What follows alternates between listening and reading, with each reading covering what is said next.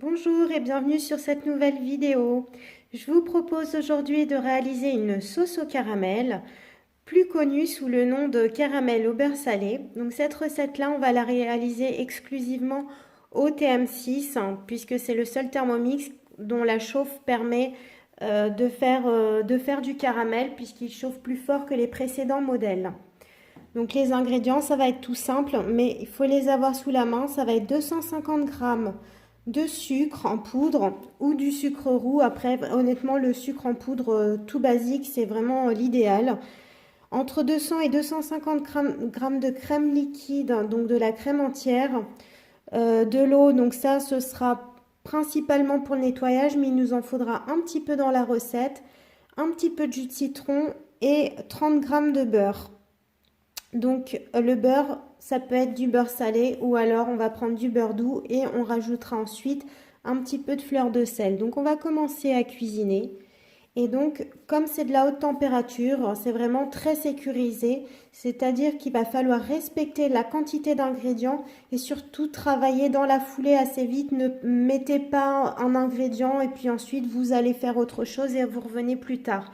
Une fois que vous avez démarré la recette, finalement, il faut rester vraiment concentré. Voilà, on continue. Donc là, on va verser 250 grammes de sucre en poudre. Donc on va essayer de respecter vraiment au maximum les quantités. 250 grammes.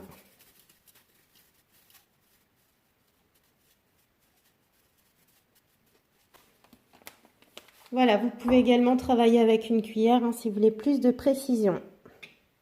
70 grammes de crème liquide. Donc moi j'ai toujours pour habitude de fonctionner avec de la crème Montaigu. C'est une crème entière.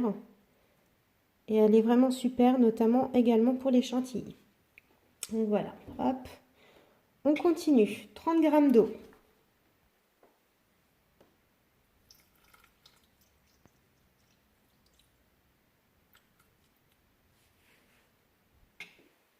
Une cuillère à café de jus de citron.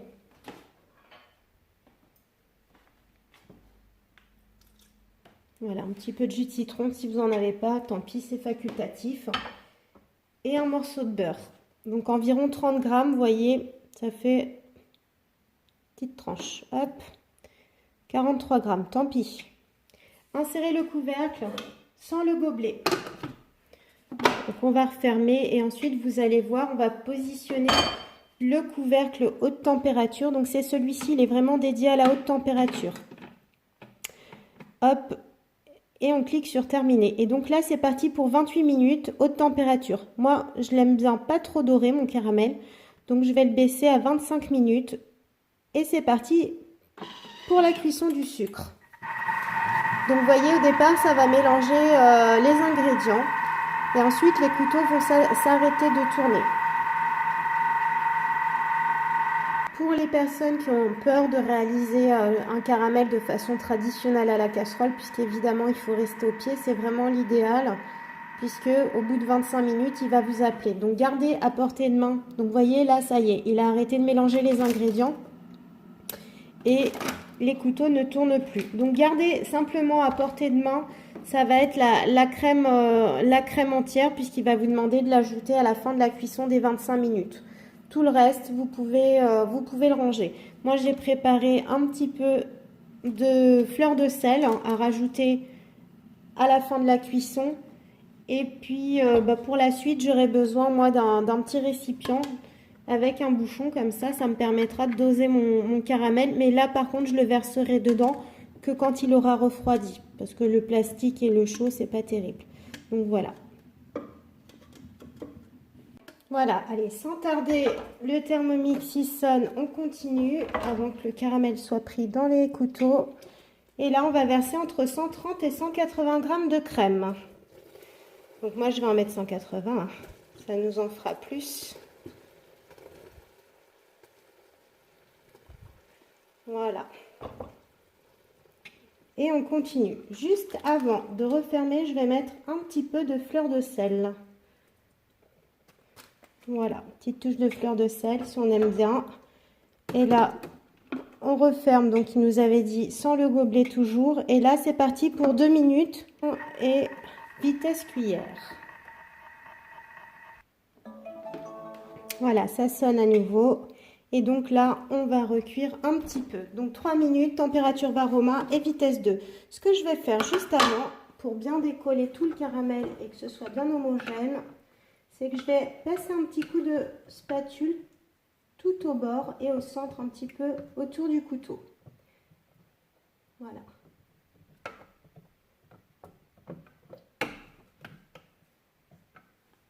Ça sent bon, ça sent bon. Donc ça, pour mettre sur des crêpes, des gaufres, sur des pâtisseries, des petites verrines, c'est vraiment l'idéal. Donc là, 3 minutes, température Varoma et vitesse 2. Donc après, si on veut bien mélanger, on peut au démarrage lancer un petit peu plus fort. Voilà, et maintenant je reviens vitesse 2. Ça y est, ça sonne. Donc hop, transvaser dans un pot hermétique en verre et laisser refroidir. Donc si vous mettez dans un pot en verre, vous pouvez le verser tout de suite. Sinon, moi ce que je vais faire, je vais juste attendre un petit peu que ça commence à refroidir et je vais le mettre dans mon récipient là avec mon petit embout, ce qui permettra de se servir, voyez, le caramel grâce à sa petite bouteille verseuse. Donc je vous montre quand même la suite. Il faudra verser de l'eau, un petit peu de vinaigre blanc et ensuite on refermera pour le nettoyage. Après, soit vous nettoyez avec le mode automatique ou soit traditionnellement sous l'évier avec l'éponge. Voilà, bonne dégustation.